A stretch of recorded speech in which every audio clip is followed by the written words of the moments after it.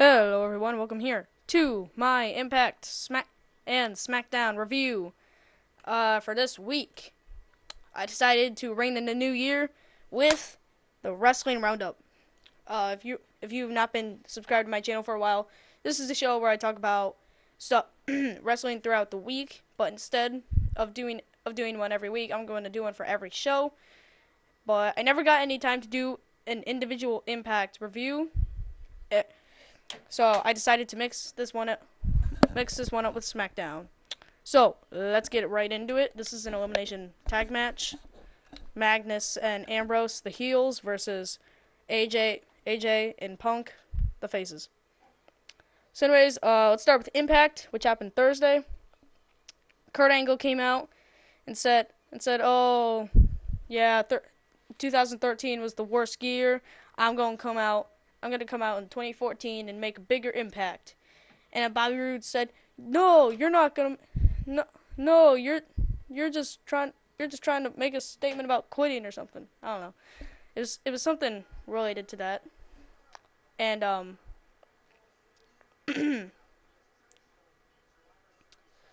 so and then Angle challenged them to a steel cage match at Genesis, which he accepted. Then they got into a brawl, which Rockstar Spud had to come out, break up. Then they said they were gonna have a tag team match later on in the night. They had to pick their tag partners.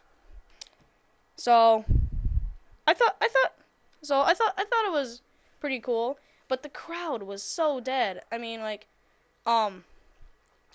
what's his face? Bobby Roode was all young, like, "What? Are you kidding me?" You know, like, and that would have went really well if the crowd was cheering, like, "Yeah, go Angle," But they were just so quiet the whole time. So yeah. So anyways, the first match that started off was Gail Kim versus Madison Rayne. And,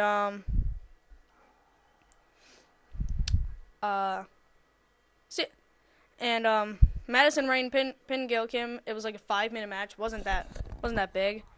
But, it was okay, but it got, it just got this little clunky moments at times. I will say Madison Rayne is good playing to the crowd. Like, now that she's a face and stuff. Because I think wasn't she a heel back in TNA before she got the injury? I don't know. So then after that, Chris Sabin and Velvet Sky. If Velvet Sky doesn't listen to Chris Sabin, then he's dumping her. And Ambrose. And I mean, like, she didn't look too into it. She was like making all these sad faces and stuff, but no like actual reactions. You know what I mean? So I don't know if that's just her bad acting or if that's really along with the storyline, which I doubt it is. But but it just didn't look that good. So anyways, after that, came back in with Austin Aries versus Chris Sabin for the X Division title. 5-minute match. Velvet Sky distracted the referee. Yeah, Velvet Sky distracted the referee, and Sabin hit a low blow and roll up for the win. So what's really good is that Chris Sabin is, like coming out and be like, oh yeah, I'm the bad guy now. So I like that. He's really coming, like, I don't know how to say it, but yeah, the only bad part of the storyline is that not Madison Rayne. Velvet Sky is just not the perfect act for for this storyline. I hope they really bring up the X Division title because I haven't. By the way, this is the first Impact that I've watched since Bound for Glory. so I have no idea what's happening.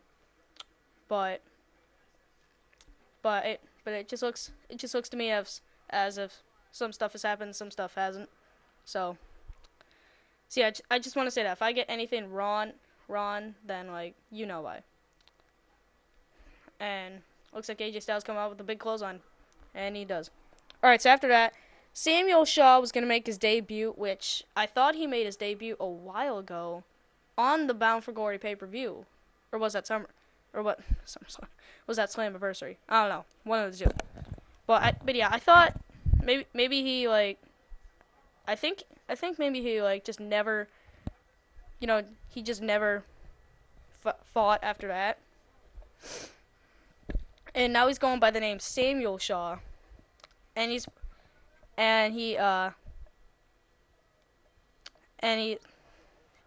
hit this and not I didn't hit. What am I thinking? He's going with this like American Psycho, character. It looked like, I don't know.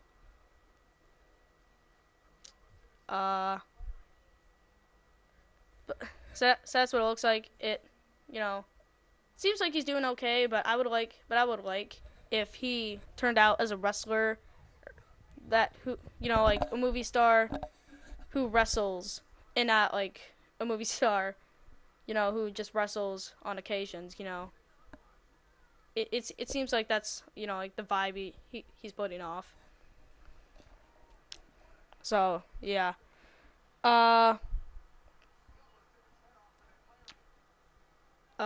So after that, Angle chose Gunner as his partner. Not much there. Oh, look at that big kick. So then after that, what happened over it? I think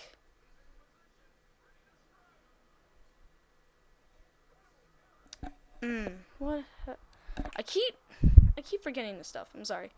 Oh yeah, James Storm picked Bobby Roode picked James Storm as his partner, and then the match was up next, which really confused me because the match was minutes away, and he didn't pick a partner yet. That just didn't make sense to me. So, yeah, after that, Gunner and Kurt Angle versus Bobby Roode and James Storm. This is an elimination tag, so if one person gets pinned, you know why. So, Bobby Roode and James Storm defeated Angle and Gunner when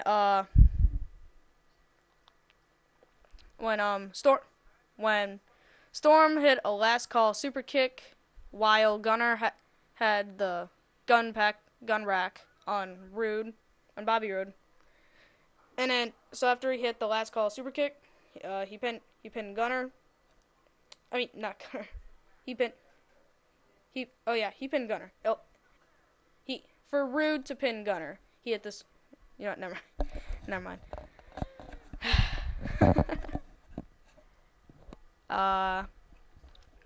So yeah, it was okay, but it doesn't. But I think like, and obviously they're feuding because, somebody cost him a title match or something. I don't know. That's what I think. That's what I think it is. But it doesn't seem like Gunner's getting over as a face, and James Storm's getting over heel as well as it should be going. So yeah. So yeah, that's my only problem with it. So EC3 came out and said he challenged Jeff Hardy to a match earlier in the day, and Jeff Hardy never came out. So he's like, okay, start the match, ring the bell, so I can still remain undefeated. So he rings the bell and he starts counting 1, 2, 3, 4, 5, 6, 7, 8. Not that fast though. But when nine comes, what's his face? Sting came out, and Sting came out, and he started talking trash. He said something about a lapdog, I think, yeah. Oh, he's Dixie's lapdog, who just sits there and stuff. I like EC3. I don't know what his gimmick is because I haven't been watching, but I like what he's been doing in his gimmick and stuff. And I like that he's acting as the tough guy who's gonna fight the veteran. So I think like they ended up going against each other in a match, not later in the night, but at Genesis. They're gonna fight at Genesis. So yeah, sorry about the screen. After that, it was Bully Ray versus Joseph Park. Bully Ray kicked him below the belt to win for the DQ. This is a minute. This wasn't. This is just. So it wasn't much, So yeah, then he pulled out some lighter fluid and poured it on Park, and poured it all over Park. And then what's his face? Mr. Anderson came out, and I'm guessing Aces and Eights is done, hopefully. Hopefully, yeah. Why else would Anderson come out? Anyways, Anderson came out. He pulled lighter fluid all over him, and he didn't start either man on fire, which is good. Nobody wants to be on fire. So after that, it was Magnus's championship ceremony, and wow, this is shorter than I thought.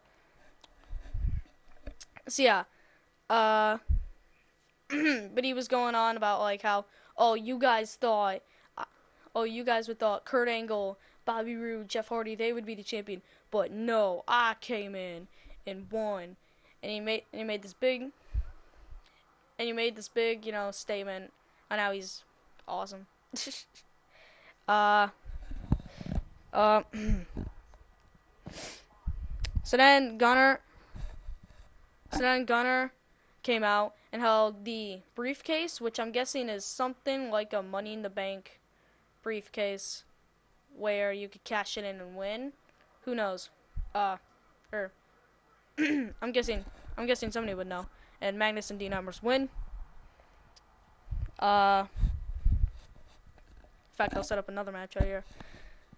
So yeah, and then I went up to a commercial, and I was like, why do you put it up a commercial in the middle of this? So I just didn't think that was right.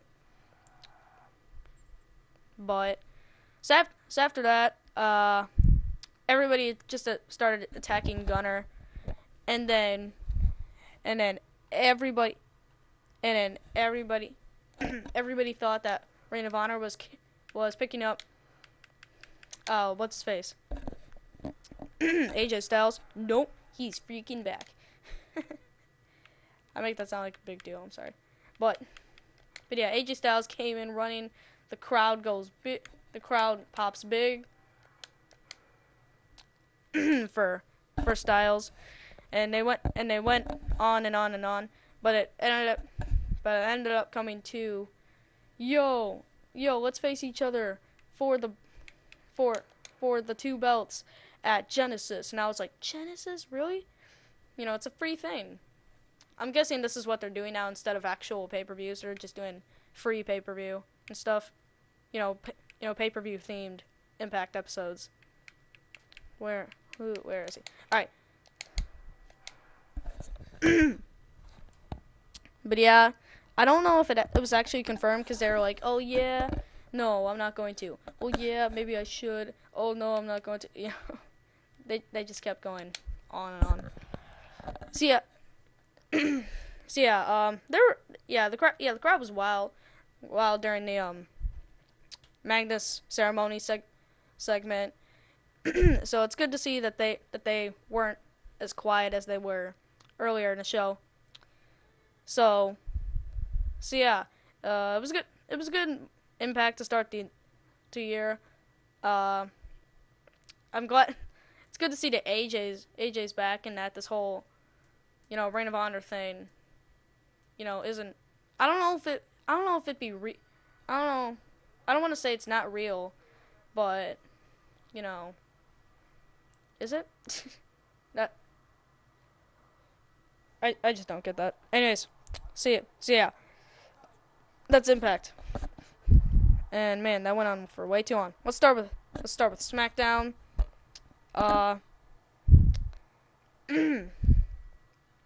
So to start off the show, it was Rollins and Reigns versus the Usos.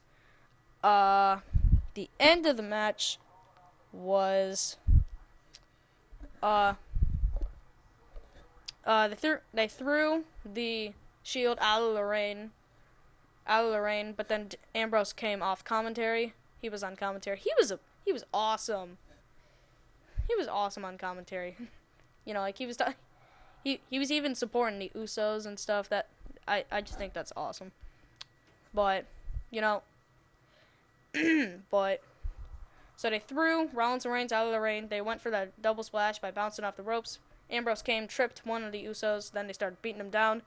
Punk made the save. Then they announced the main event was going to be Punk and the Usos versus the Shield later in the night. My thoughts. I will say it's not the most interesting thing because I've seen it before, but it was pretty okay. It was okay. So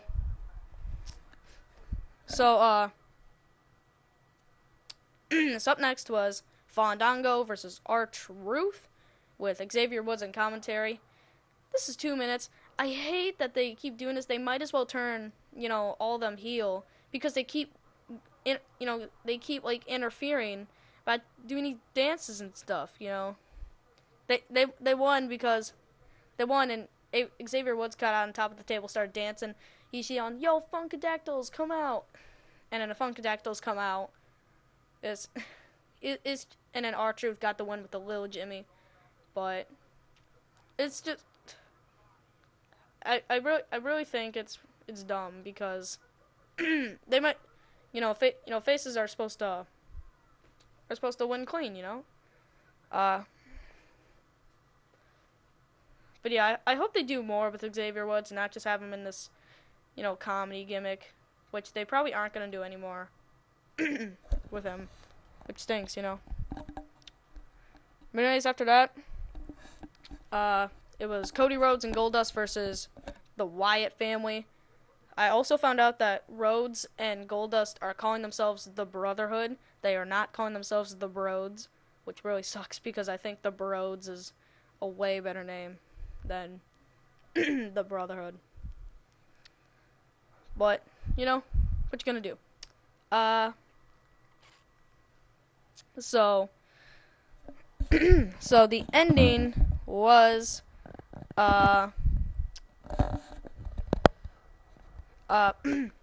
Goldust made a surprise tag in. Eric Rowan apparently didn't notice, so he kept attacking Cody Rhodes, which made Goldust come in, roll him up, and win. So yeah. It was a cool match. I enjoyed. I not only I enjoyed seeing it, but there were so many good moments in this. I love Harper's set out powerbomb. I think it's absolutely devastating. but it does good for both the Brotherhood and the Wyatt family because the Wyatts don't lose clean, and then the Brotherhood, gets a win in their pocket. So after that, it was Oksana versus Nikki Bella. Nikki Bella defeated Oksana. Nobody really cared. But apparently Nikki's new finisher is her torture rack drop because she she's been trying to hit it for the for the past 2 tag team matches, and people keep super kicking her in the face. I just think it's the funniest thing. I wouldn't be surprised if somebody just came and super kicked her while she was trying to go for it. But yeah, it's like a torture rack drop. But yeah, nothing really important. I don't care. But yeah. So after that, it was Big E Langston versus Curtis Axel. And yeah, the ending was Axel reversed a big ending, then then Big E Langston hit him with his body block, and then came back and hit the big ending. So yeah, I don't know about you guys. Axel is one of my favorites. I love his character, how he's perfect and all, and how he's better than his dad and grandpa and stuff. But he gave Langston a good 5-minute match. It wasn't nothing too important, but it was nothing, it was nothing like so bad, like you just had to see how bad it was,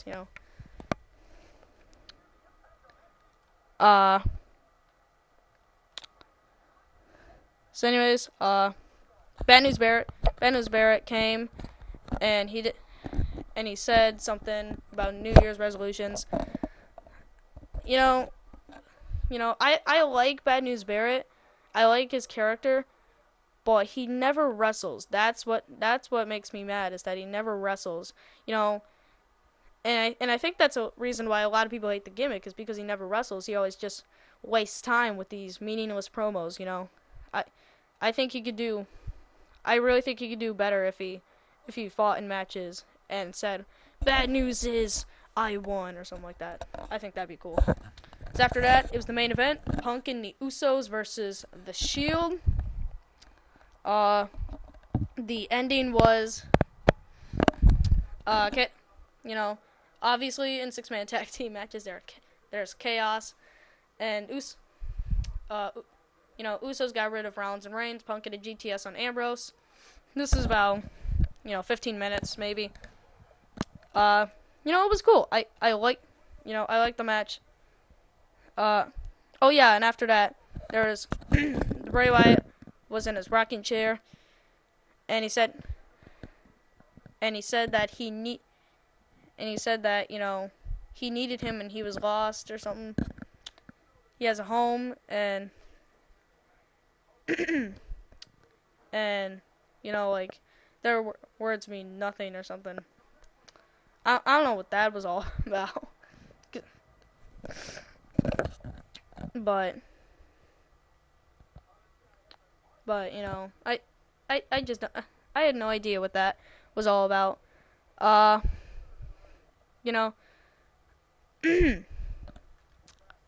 do think nobody pinning Reigns does show that Reigns is going to be the breakout star in 2014. And I made a tweet about this, that I wanted Ambrose to win the world title in 2014, but I really think they're gonna go with Reigns. They feel like he's the strongest member. I wish they went with Rollins or Ambrose, one of the two. Because Reigns is good and all, but he feels like, I feel like he's just another powerhouse, with an awesome spear. He has the best spear in the whole I don't want to say history, because I think there are better spears than him, but he's pretty good. He's awesome. So yeah, it was not the best SmackDown. I would say it's your normal edition of SmackDown with two good matches and the rest being filler, just for storylines and stuff that's going on. But anyways, that is it for me. I guess I'll see y'all later. This is my Impact and SmackDown review. I should probably do this. Like, I should probably do this every time. I think just have like a 25-minute review of Impact and SmackDown. I think that'd be pretty cool. Alright, let me know what you guys think in the comments below about Raw or Impact Wrestling, and I will see